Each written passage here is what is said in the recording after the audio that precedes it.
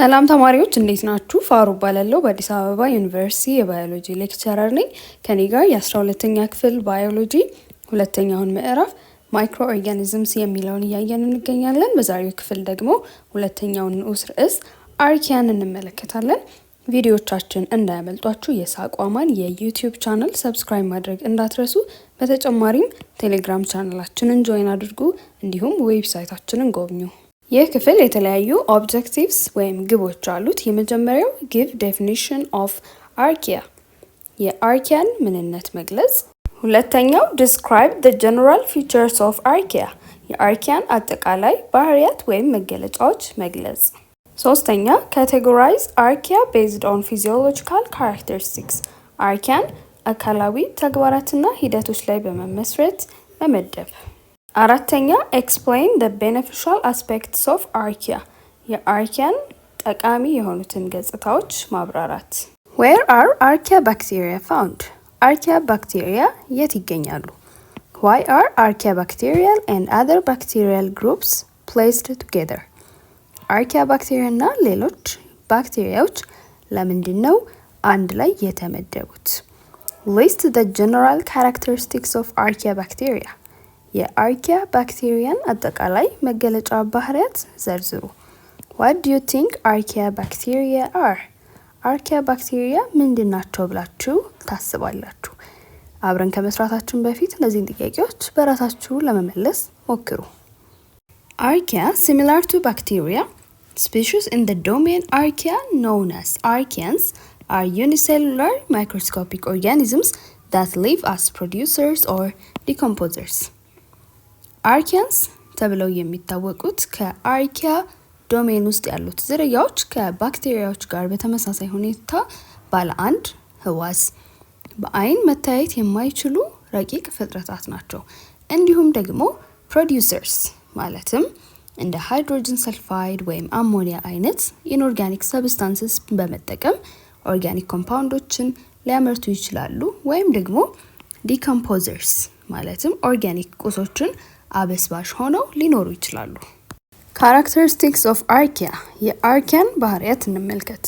አንደኛው they are ፕሮካሪዮቲክ ናቸው ማለት ፕሮካሪዮቲክ ህዋስ ያላቸው። ይህ ማለት ደግሞ ምን ብለናል? ከዚህ በፊትም እንዳየነው በሜምብሬን የተሸፈኑ እውነተኛ ኒውክለስ እና ሌሎች በሜምብሬን የተሸፈኑ የህዋስ ክፍሎችን የማያካትት ህዋስ ያላቸው ማለት ነው። They are single-celled organisms. አርኪያ ነጠላ ህዋስ ወይም ደግሞ አንድ ህዋስ ብቻ ያላቸው ፍጥረታት ናቸው። They lack membrane-bound nucleus and membrane-bounded organelles. በሽፋን የተከለለ ኒውክለስ እና ሌሎች በሽፋን የተሸፈኑ እንደ ማይቶኮንድሪያ፣ ጎልጂ ቦዲ፣ ኢንዶፕላዝሚክ ሬቲኩለም ያሉ የህዋስ ክፍሎች ወይም ኦርጋኔልስ የሏቸውም። አርኪያ lack true peptidoglycan in their cell walls. አርኪያ የባክቴሪያ የህዋስ ግድግዳ ውስጥ እንዳለው አይነት እውነተኛ ፔፕቲዶግላይካን የላቸውም። ነገር ግን ለምሳሌ ሲዶ ፔፕቲዶግላይካን የሚባል ከፔፕቲዶግላይካን ጋር ተመሳሳይ ተግባር ግን የተለየ ኬሚካላዊ መዋቅር ያለው መዋቅር ሊኖራቸው ይችላል። Their cell membrane lipids have branched hydrocarbon chains. የህዋስ ሽፋናቸው ውስጥ የሚገኙ ሊፒድስ እንደ ቅርንጫፍ የሆኑ ሃይድሮካርበንስ ማለትም ከሃይድሮጅን እና ካርበን አተምስ የተገነቡ ኦርጋኒክ ኮምፓውንድስ ናቸው። ስለዚህ ሃይድሮካርበን ሰንሰለቶች አሏቸው። Many are found in extreme environments. ብዙዎቹ አርኪዎች የሚገኙት ከፍተኛ ሁኔታዎች ያሉባቸው ማለትም ከፍተኛ የሙቀት መጠን፣ ከፍተኛ ጨው፣ ከፍተኛ የአሲድ መጠን ያለባቸው አካባቢዎች ውስጥ ነው የሚገኙት። Generally, 3 major groups of archaea are recognized. በአጠቃላይ 3 ዋና ዋና የአርኪያ ምድቦች ይታወቃሉ። አንደኞቹ ሜታኖጀንስ they generate methane ሚቴን ጋዝ የሚያመነጩት ናቸው። ኤክስትሪም ሃሎፋይልስ ሌላኞቹ ደግሞ ኤክስትሪም ተርሞፋይልስ ናቸው። These groupings are based on physiological characteristics of the organisms and therefore cannot be considered phylogenetic or evolutionary classifications.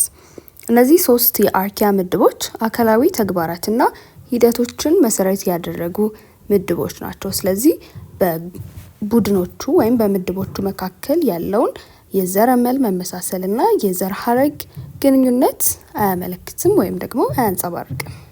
The methanogens are strictly anaerobic organisms having been isolated from such divergent anaerobic environments. ሜታኖጅንስ በህይወት መቆየትና ማደግ የሚችሉት ኦክሲጅን የሌለባቸው አካባቢዎች ውስጥ ብቻ ነው።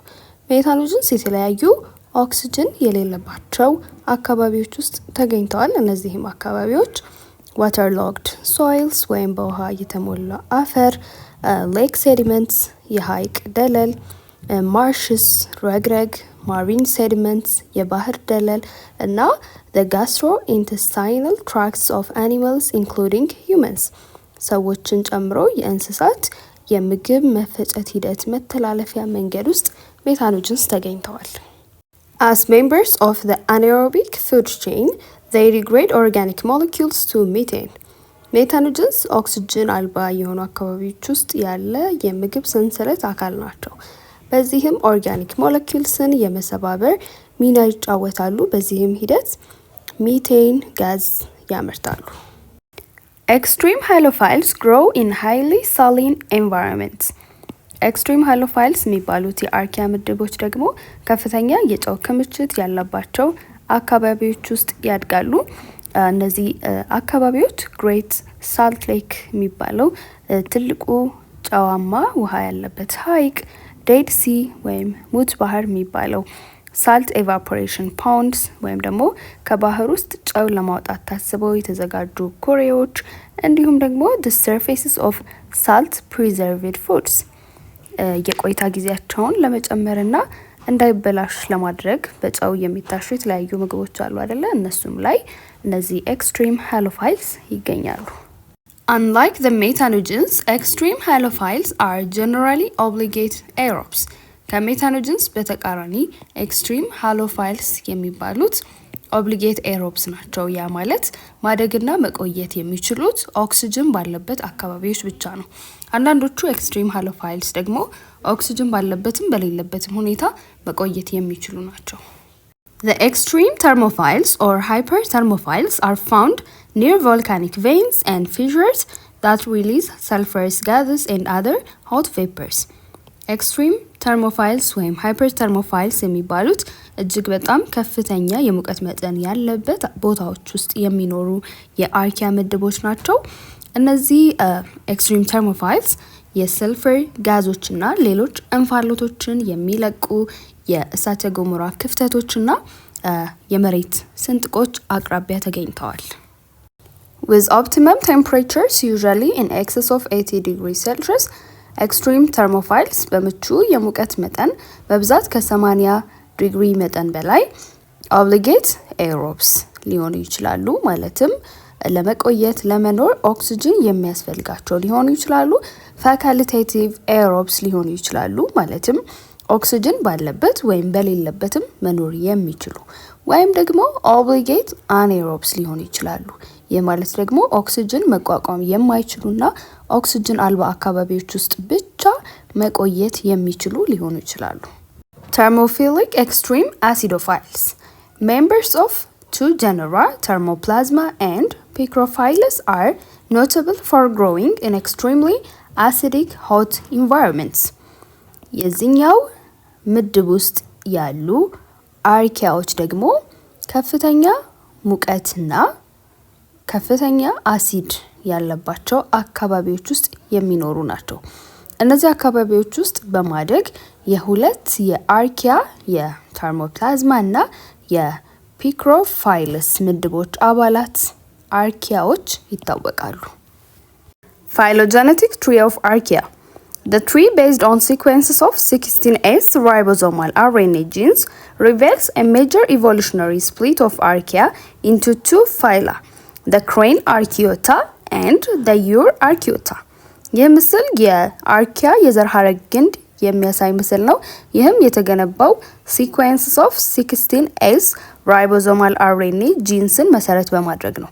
ራይቦዞም ሁሉም ህያዋን ፍጥረታት ውስጥ የሚገኝ ለፕሮቲን ግንባታ አስፈላጊ የሆነ መዋቅር ነው። 16S ራይቦዞማል አርኤንኤ ደግሞ የራይቦዞም አካል ነው። ስለዚህ ተመራማሪዎች ይሄንን 16S ራይቦዞማል አርኤንኤ ለማምረት የሚያስፈልገውን ዘረመል በማጥናት የተለያዩ የአርኪያ ምድቦች እንደሚዛመዱ የሚያሳይ የዘር ሐረግ ግንድ ገንብተዋል። በዚህ መሰረት አርኪያ ወደ ሁለት መሰረታዊ ፋይላ ወይም ደግሞ ምድቦች ተከፍለዋል። እነዚህም ክሬን አርኪዮታ ያልነውና ዩር አርኪዮታ ናቸው። ኪወርድስ ወይም ቁልፍ ቃላቶችን እንመልከት። ተርሞፋይልስ ሊቭ አት ሃይ ቴምፕሬቸርስ። ተርሞፋይልስ በከፍተኛ የሙቀት መጠን የሚኖሩ ናቸው። ሃይፐርተርሞፋይልስ ሊቭ አት ሪሊ ሃይ ቴምፕሬቸር present record is 121 degrees Celsius. ሃይፐርተርሞፋይልስ ደግሞ በጣም በከፍተኛ የሙቀት መጠን የሚኖሩ ናቸው።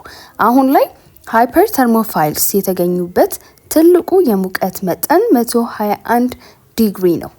Psychrophiles, also called cryophiles like it's called. One in the Antarctic grows best at 4 degrees Celsius. ሳይክሮፋይልስ ወይም ደግሞ ክራዮፋይልስ ደግሞ በጣም ብርዳማ አካባቢ የሚኖሩ ናቸው። አንድ አንታርክቲክ የተገኘ የሳይክሮፋይልስ አይነት በ4 ዲግሪ ሴልሺየስ ላይ በተሻለ ሁኔታ ያድጋል። ሃሎፋይልስ live in very saline environments like the Dead Sea. ሃሎፋይልስ ደግሞ ልክ እንደ ሙት ባህር አይነት በጣም ጨዋማ አካባቢዎች ውስጥ የሚኖሩ ናቸው። አሲዶፋይልስ live at low pH as low as pH 1 and who die at pH 7. አሲዶፋይልስ በዝቅተኛ pH ማለትም አሲዳማ አካባቢ የሚኖሩ ናቸው። የpH መጠን 1 ድረስ የወረደ ማለትም በጣም አሲዳማ ሁኔታዎች ውስጥ መቆየት ይችላሉ። ግን pH መጠን 7 ላይ ከደረሰ ይሞታሉ። Scientists originally identified archaea as a distinct type of prokaryotes on the basis of unique ribosomal RNA sequences. ተመራማሪዎች በመጀመሪያ ልዩ የሆነ የራይቦዞማል RNA sequences ላይ በመመስረት ነው አርኪያዎችን ልክ እንደተለዩ የፕሮካሪዮትስ አይነት የለዩዋቸው። ይህ ማለት አርኪያዎች ከባክቴሪያ የሚለያቸው ልዩ የሆነ የራይቦዞማል RNA sequence አሏቸው። Archaea also share other common features that distinguish them from bacteria. አርኪያዎች የሚጋሩት ከባክቴሪያ ደግሞ የሚለያቸው ባህሪያቶች አሏቸው። አንደኛው አርኪያ lack true peptidoglycan in their cell walls. ቅድም እንዳየነው አርኪያ የባክቴሪያ የህዋስ ግድግዳ ውስጥ እንዳለው አይነት እውነተኛ ፔፕቲዶግላይካን የላቸውም። Their cell membrane lipids have branched hydrocarbon chains. የህዋስ ሽፋናቸው ውስጥ የሚገኙ ሊፒድስ እንደ ቅርንጫፍ የሆኑ ከሃይድሮጅንና ካርበን አተምስ የተሰሩ ሃይድሮካርበን ሰንሰለቶች አሏቸው። The initial amino acids in their polypeptide chains coded by the AUG start codon is methionine as in eukaryotes and in contrast to the N-formyl methionine used by bacteria. Polypeptide chains በፔፕታይድ ቦንድስ የተገናኙ ረጅም የአሚኖ አሲድ ሰንሰለቶች ናቸው። የፖሊፔፕታይድ ቼንስ የመጀመሪያው አሚኖ አሲድ ደግሞ ኢኒሻል አሚኖ አሲድ ነው የሚባለው። AUG ስታርት ኮዶን ደግሞ የፖሊፔፕታይድ ቼንስ ወይም ደግሞ የፕሮቲን ግንባታ የሚያስጀምር ኮዶን ነው። ስለዚህ የሚገነባው ፖሊፔፕታይድ ቼን ወይም ፕሮቲን የመጀመሪያው አሚኖ አሲድ ደግሞ ሜታዮኒን የሚባለው አሚኖ አሲድ ነው። ይሄ የምኖች ነው ኢኒሻል አሚኖ አሲድ የሚሆነው የአርኪያና የዩካሪዮትስ ነው። ሁለቱ ላይ ተመሳሳይ ነው። በተቃራኒው ደግሞ የባክቴሪያ ኢኒሻል አሚኖ አሲድ ወይም የመጀመሪያው አሚኖ አሲድ ኤን ፎርሚል ሜታዮኒን ነው። አርኪያ በተለያዩ መንገዶች ይባዛሉ።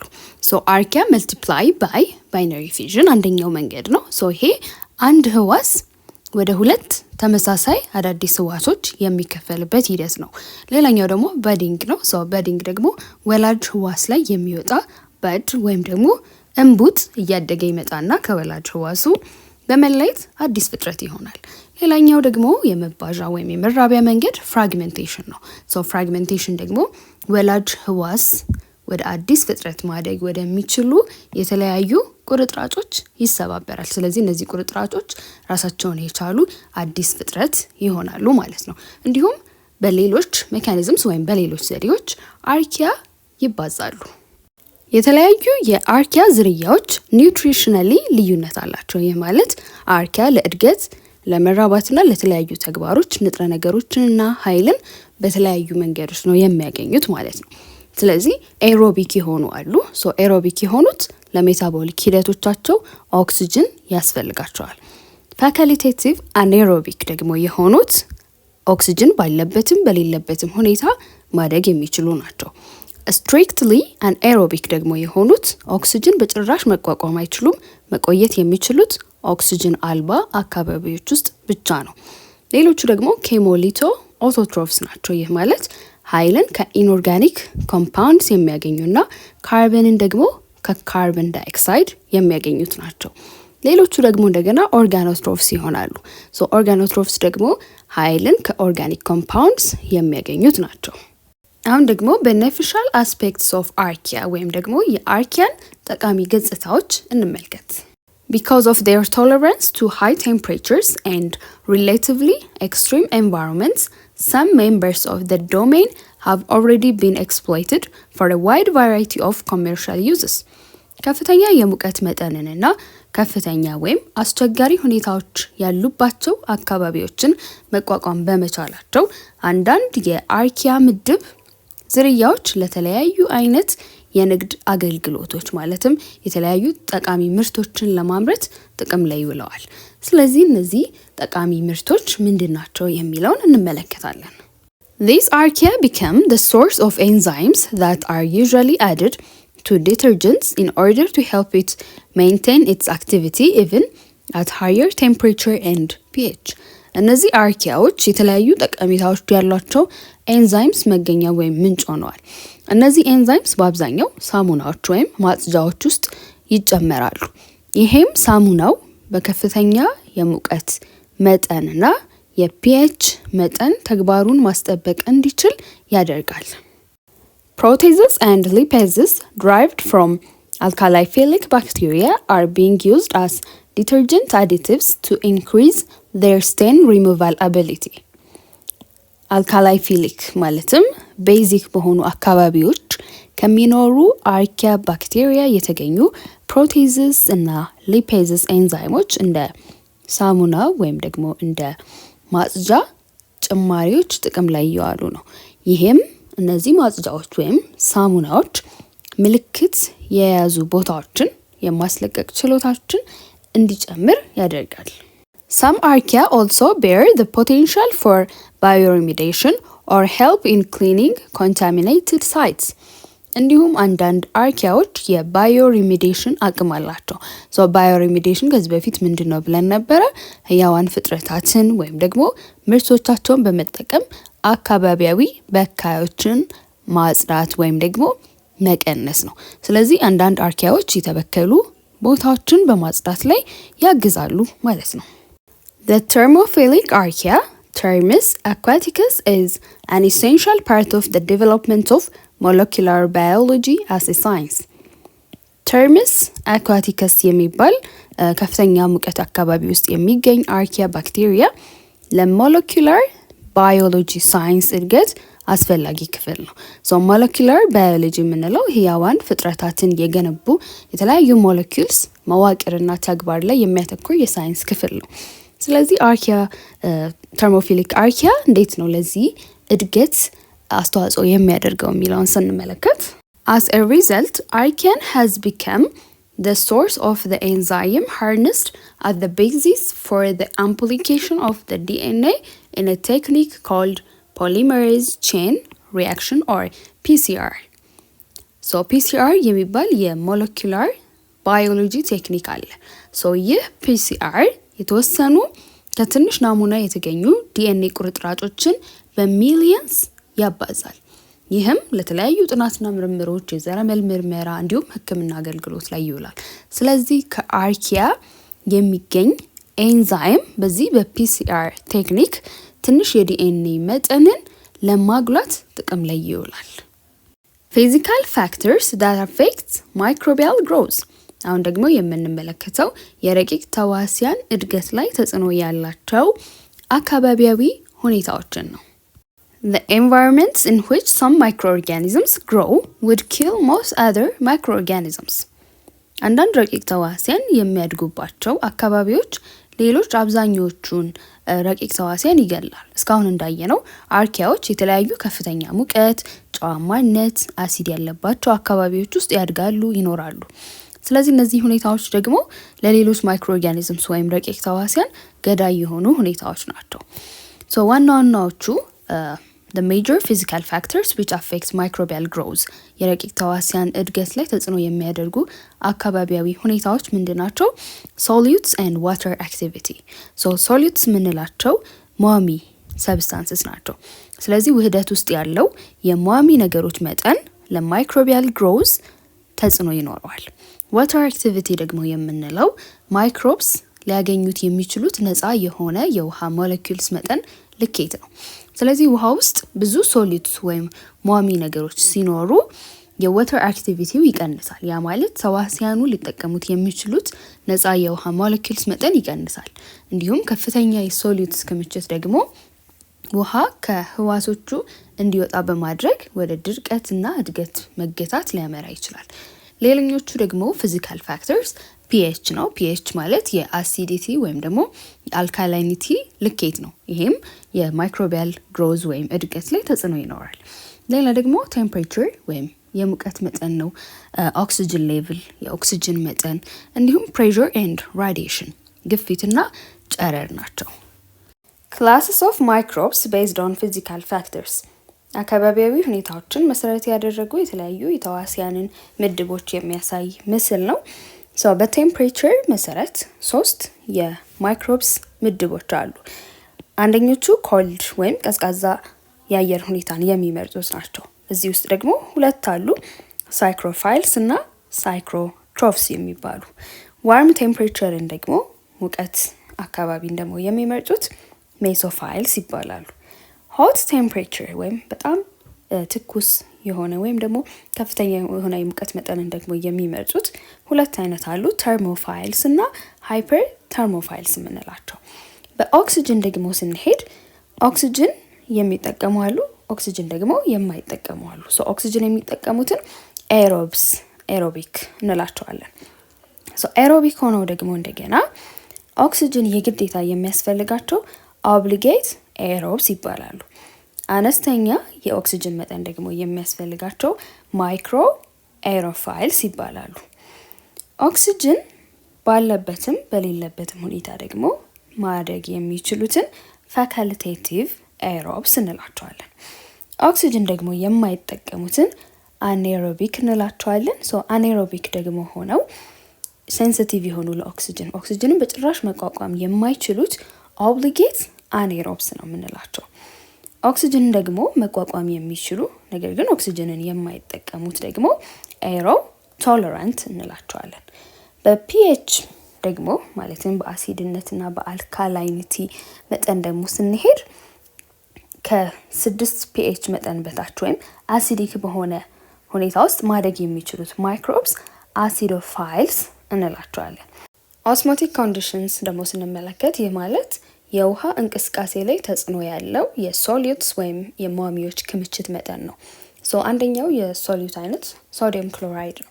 ስለዚህ ሶዲየም ክሎራይድን ቶለሬት ማድረግ ወይም መቋቋም የሚችሉትን ሄሎ ቶለረንት ይባላሉ። ማይክሮብስ ሪኳይሪንግ ሶዲየም ክሎራይድ ማለትም ሶዲየም ክሎራይድ የሚያስፈልጋቸው ደግሞ ምን አይነት አሉ? ሄሎፋይልስ እንዲሁም ኤክስትሪም ሄሎፋይልስ 2 አይነት ናቸው ማለት ነው። በጭራሽ ደግሞ ሶዲየም ክሎራይድን ቶለሬት ማድረግ ወይም መቋቋም የማይችሉት ደግሞ ነን ሄሎፋይልስ ይባላሉ። የዛሬው ትምህርታችን ይህንን ይመስል ነበረ። በቀጣይ ክፍል እስከምንገናኝ ሰላም ቆዩኝ።